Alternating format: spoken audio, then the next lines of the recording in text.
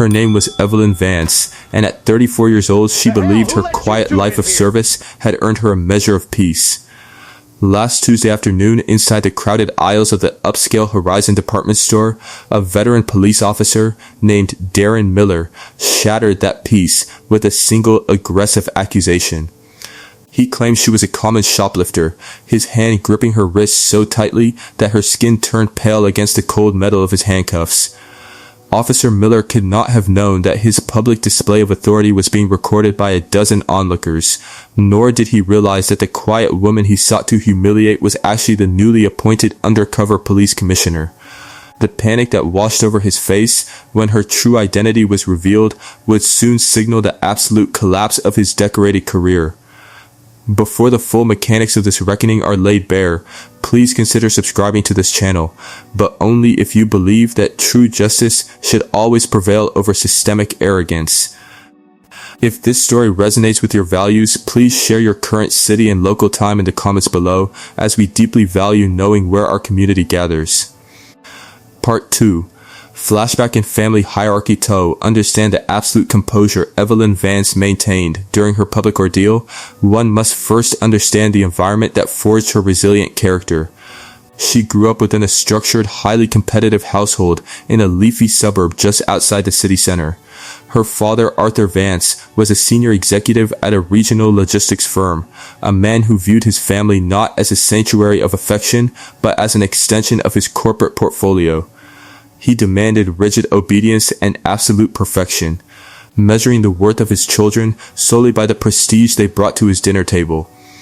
Her mother, Clara, was an image-conscious woman who spent her afternoons organizing charitable galas for the local country club, ensuring that the family's public facade remained completely unblemished.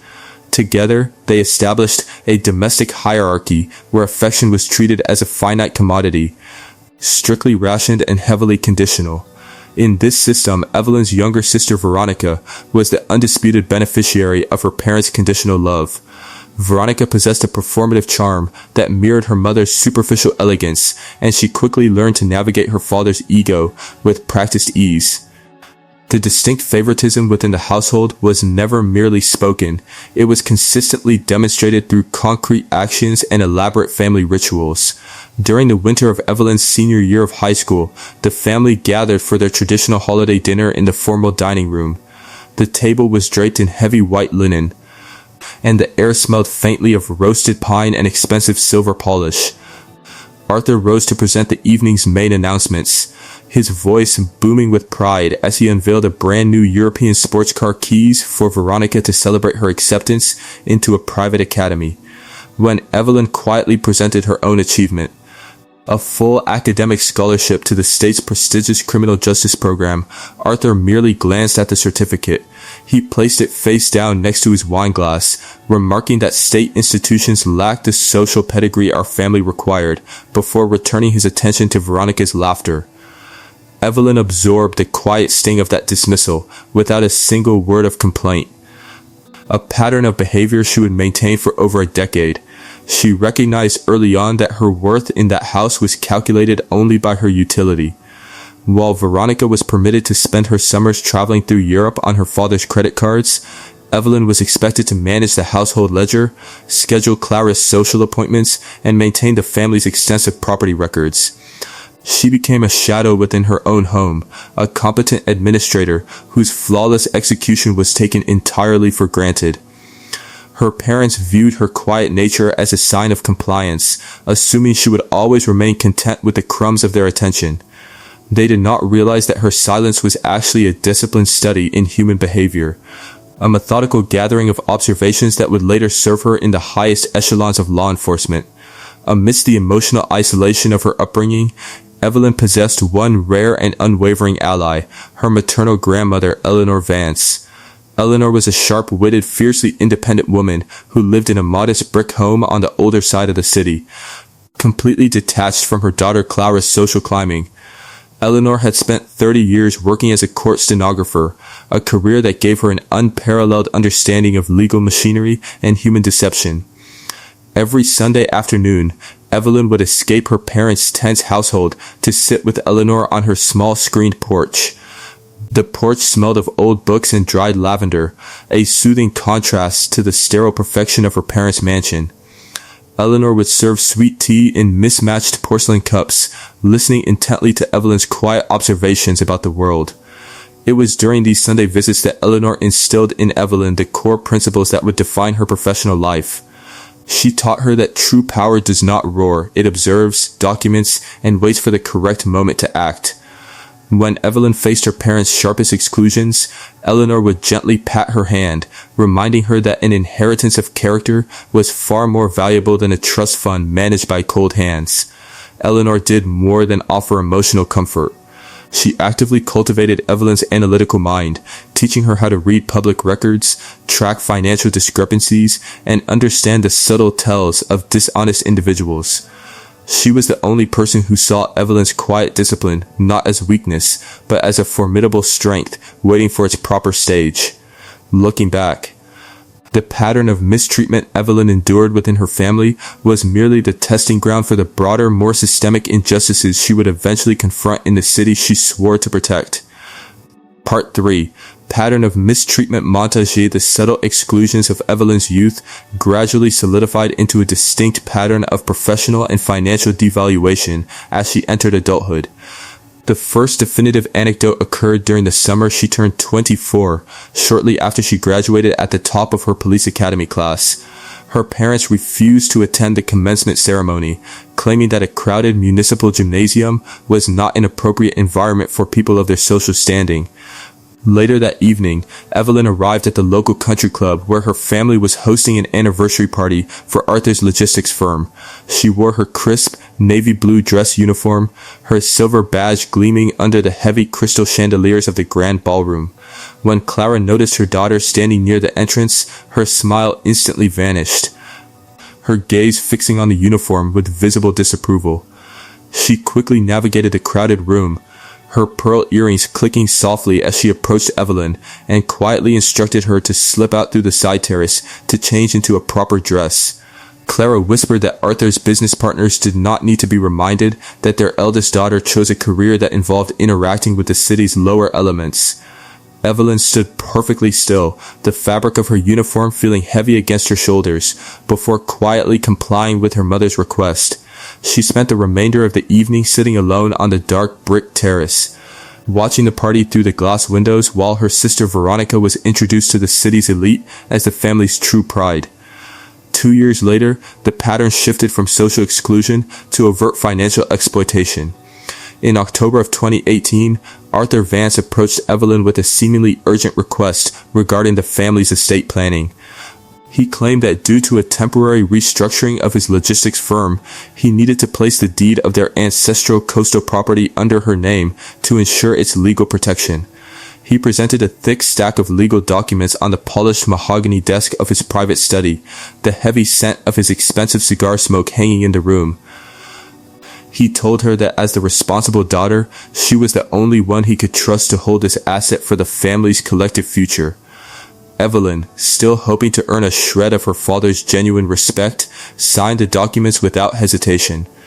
3 months later, while reviewing city property records for an unrelated department investigation, she discovered the true nature of her father's transaction.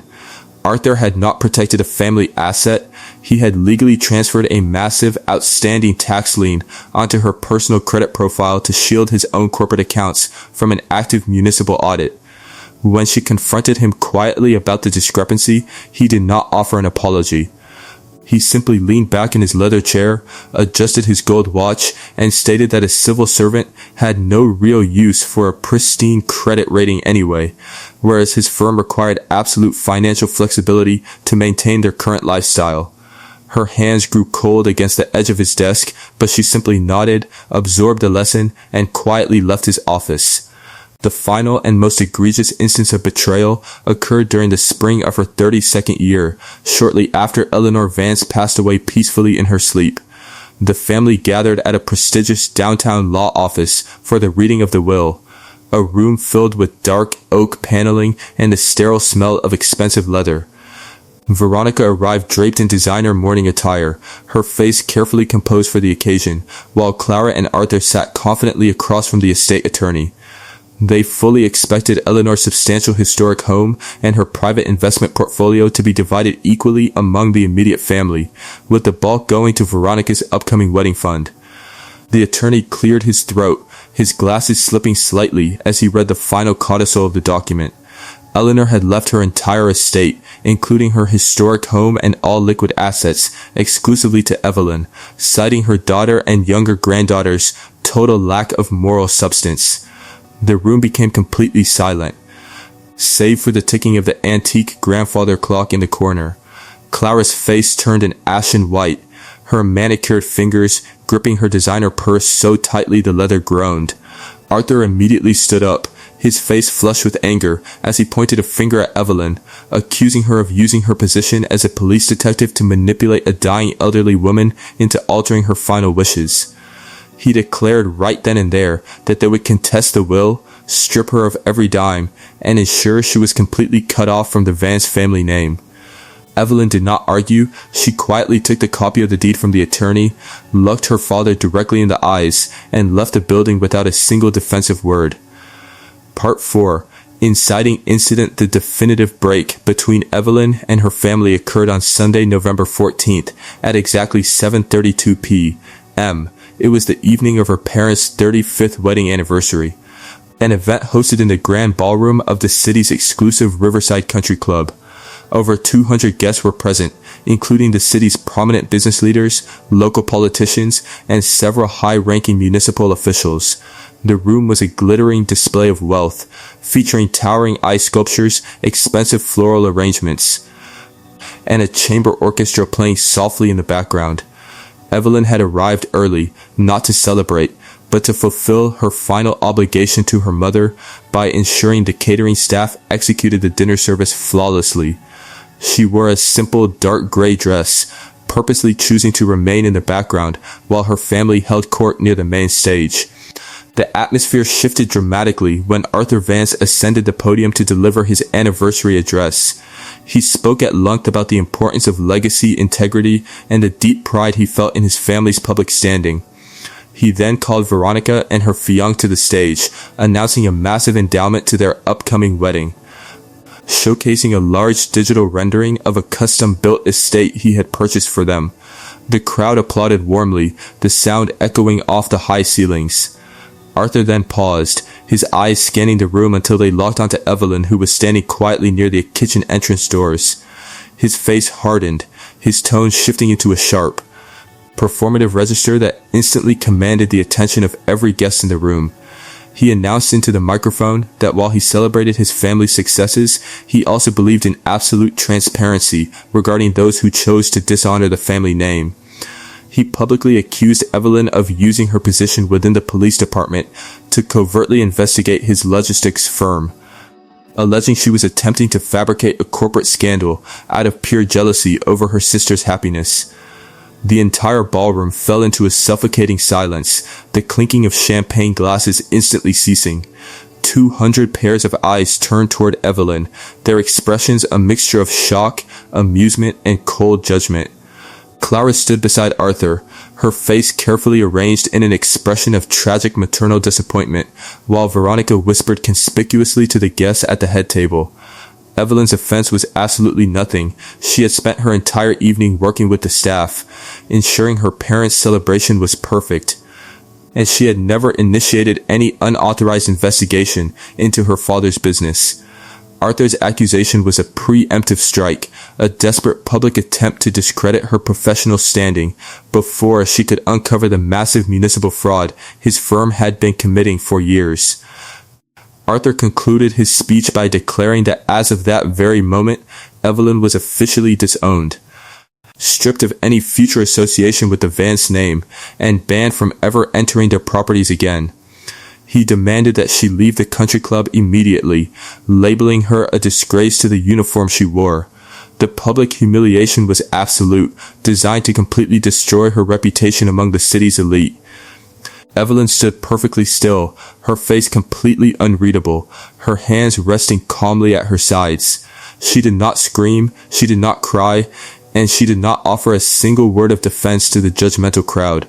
She simply looked at her father, gave a slight, dignified nod to the onlookers, and walked out into the cool November night. If you have ever experienced a moment where those who were supposed to protect you chose to publicly tear you down, please take a moment to drop a comment below, as your shared experiences remind us all that dignity can never be stripped away by the malice of others. Part 5.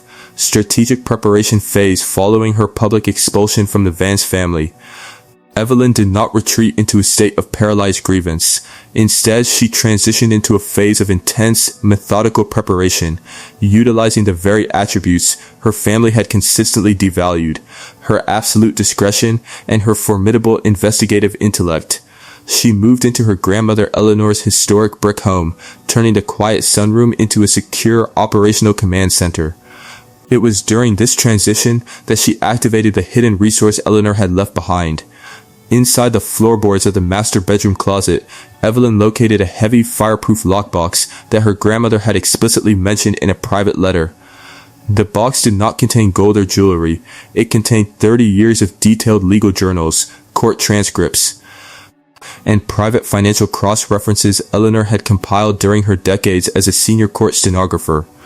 Among these documents was an extensive, deeply detailed file specifically tracking the early financial transactions of Arthur Vance's logistics firm. Eleanor had quietly documented a complex network of offshore shell companies and recurring cash payments to city inspectors. A paper trail that proved Arthur's corporate empire was entirely built on a foundation of systemic municipal corruption and systematic tax evasion. With this foundational evidence in her possession, Evelyn demonstrated the true depth of her professional competence. She did not rush to file a public complaint, nor did she act out of personal resentment. She approached her investigation with the cold, precise dedication of a seasoned detective. Over the next 18 months, she quietly consulted with federal forensic accountants, senior tax attorneys, and trusted investigators within the state's anti-corruption task force.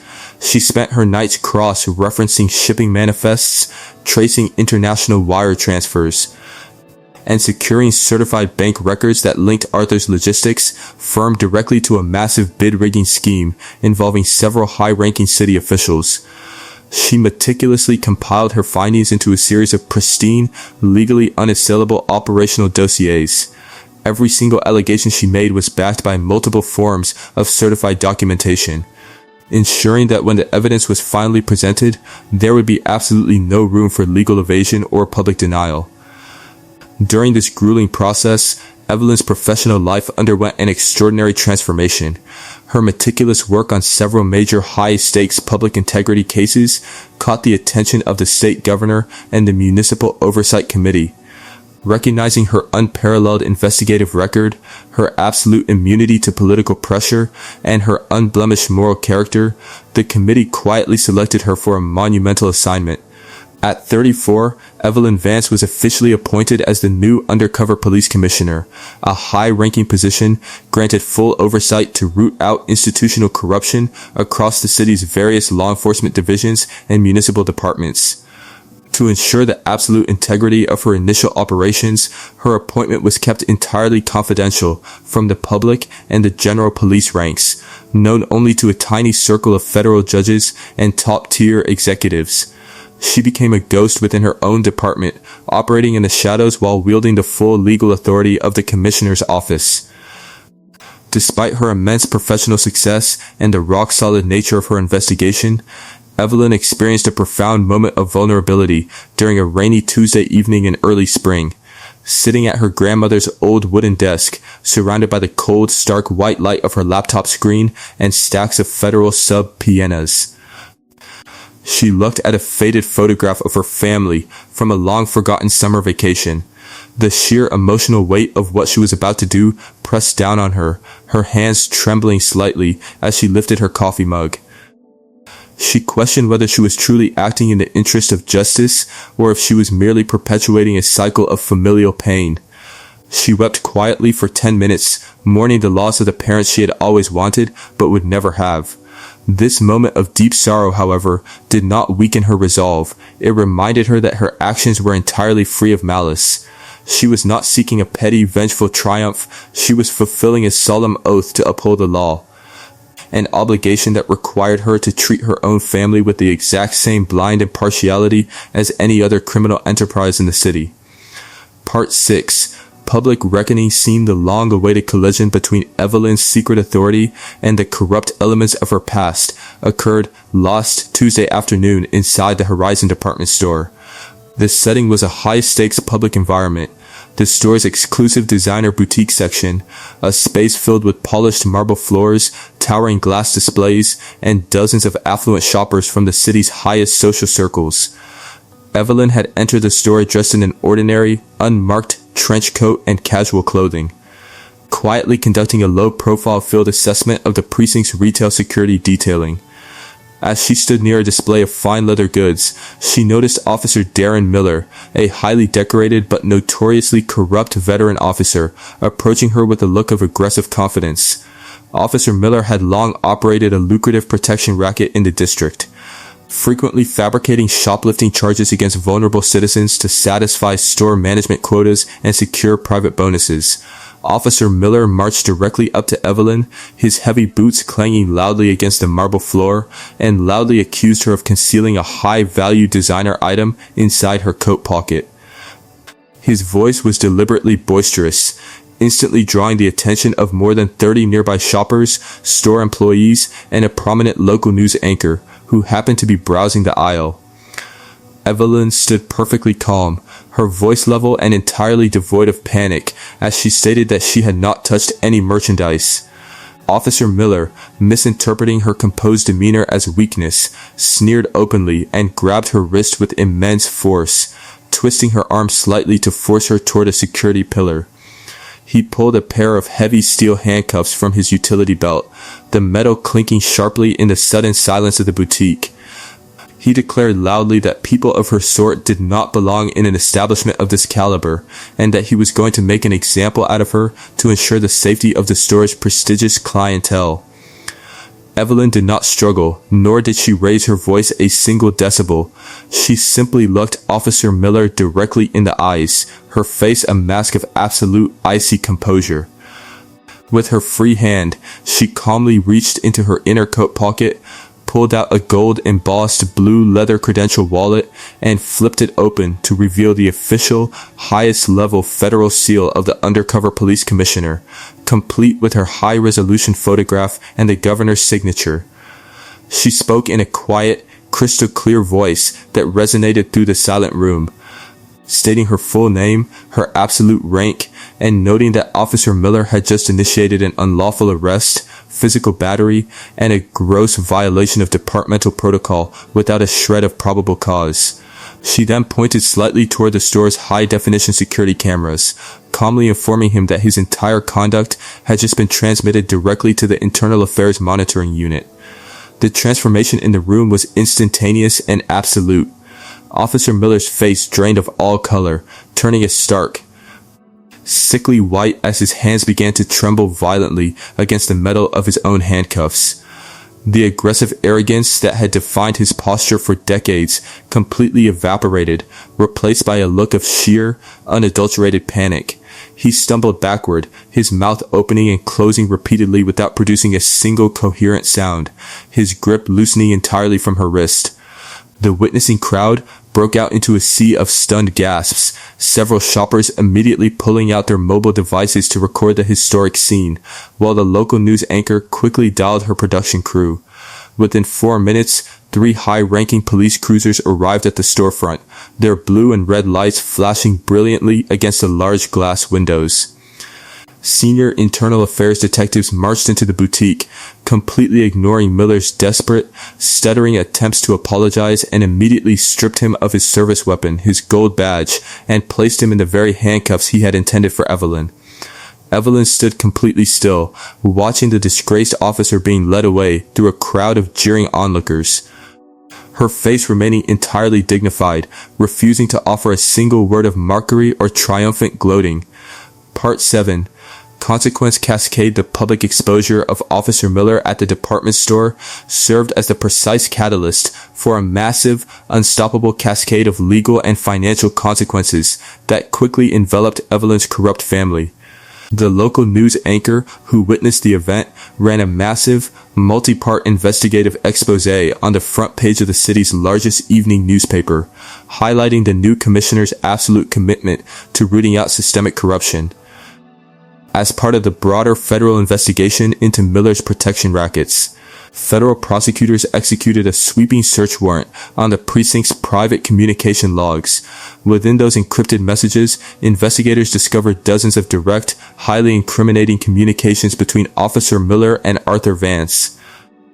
The records prove that Arthur had been paying Miller substantial monthly bribes for over 7 years to systematically falsify safety violations against competitor logistics companies and to suppress internal municipal audits of his own commercial shipping manifests. The legal dominoes fell with terrifying speed, entirely independent of any direct action from Evelyn. She remained completely passive, refusing to grant media interviews, declining to post on social media, and ignoring the dozens of increasingly frantic phone calls from her mother's private number. She simply sat at her commissioner's desk, signing the official, legally mandated paperwork, while the natural mechanisms of justice took their course. Federal authorities officially unsealed a 70-count indictment against Arthur Vance and his logistics firm, charging them with racketeering, corporate fraud, and systematic tax evasion spanning over a decade. All corporate and personal bank accounts belonging to Arthur and Clara Vance were instantly frozen by federal order, leaving them completely unable to fund their lavish lifestyle or pay the retaining fees for their high-priced corporate defense attorneys. The social collapse of the Vance family name was absolute and immediate within their wealthy community. The board of directors at the Riverside Country Club held an emergency meeting, voting unanimously to permanently revoke Arthur and Clara's prestigious membership and removing their portraits from the historical gallery. Clara's elite social acquaintances completely abandoned her overnight. Her scheduled charitable galas were abruptly cancelled by the organizing committees, and she was explicitly asked to resign from every prominent community board she chaired. The constant stream of wealthy guests who had once filled their mansion completely vanished, replaced by a quiet, suffocating isolation. Veronica's highly publicized, million-dollar wedding collapsed under the immense weight of the family scandal. Her fiancé's family, prominent developers who were fiercely protective of their own public reputation, officially broke off the engagement via a formal legal notice sent through their attorneys. They withdrew all financial ties to the Vance family, leaving Veronica with an empty estate that was subsequently foreclosed upon by the bank to satisfy Arthur's outstanding corporate debts. Arthur's logistics firm was forced into involuntary bankruptcy, its commercial warehouses seized by federal marshals, and its assets auctioned off on the courthouse steps. Within a matter of months, the once mighty Vance empire was completely dismantled, its members facing impending federal prison sentences and absolute social ruin, all flowing directly from their own corrupt choices and historical malice. Part 8. Resolution seen 6 months after the public reckoning. The intense storms of legal conflict had completely cleared, leaving Evelyn in a state of profound domestic tranquility. On a warm Sunday evening in late June, she sat at a large, rustic oak table located in the center of her grandmother Eleanor's historic dining room. The room was illuminated by the soft, golden light of the setting sun, filtering through the large bay windows, casting a warm glow over the scene. The air was filled with the comforting, rich aromas of fresh-baked sourdough bread, roasted rosemary chicken, and sweet summer peaches. The table setting was entirely devoid of the cold, rigid perfection that had defined her mother's formal dinners. Instead, it featured an eclectic mix of mismatched porcelain plates, hand-woven linens, and fresh wildflowers arranged in simple glass jars. Surrounding the table was Evelyn's true chosen family, an assembly of individuals whose relationships were forged in mutual respect rather than conditional affection. To her left sat Marcus Vance, a distant paternal cousin who had courageously broken away from Arthur's corrupt business practices years ago to build a clean, independent law firm. Next to him sat Chief Detective Sarah Jenkins, Evelyn's closest professional confidante and a steadfast ally through the darkest phases of her undercover operations. Across the table sat 2 neighborhood children whom Eleanor had mentored for years. their bright, genuine laughter filling the historic room with a vibrant energy that the house had not known in decades. Evelyn looked around at the smiling faces, her heart feeling remarkably light, her hands warm as she rested them against the smooth, polished wood of the table.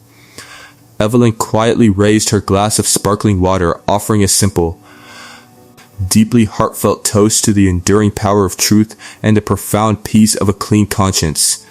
There was no mention of the legal battles, no discussion of the impending sentencing hearings, and absolutely no lingering resentment in her voice. The resolution was complete, and the total absence of her birth family from the room was her ultimate victory. Arthur, Clara, and Veronica were entirely gone from her life, their names never spoken, their memory fading into a quiet irrelevance. As the sound of rain began to patter softly against the windowpane outside, Evelyn exhaled completely, knowing that she had finally built a life grounded in absolute authenticity, surrounded by people who loved her for exactly who she was, not the status she could provide them.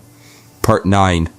Closing sermon. If you are watching this video today and you recognize the painful patterns of your own life within the story, please understand that you are not alone in your quiet endurance. Many of us have sat at tables where our value was weighed only by what we could give, and where our honest achievements were consistently dimmed to protect the fragile egos of those who were supposed to celebrate us. You must realize that the architectural structure of your birth family does not dictate the ultimate boundary of your personal destiny. You are completely allowed to set absolute, unyielding boundaries against those who seek to use your competence while denying your humanity.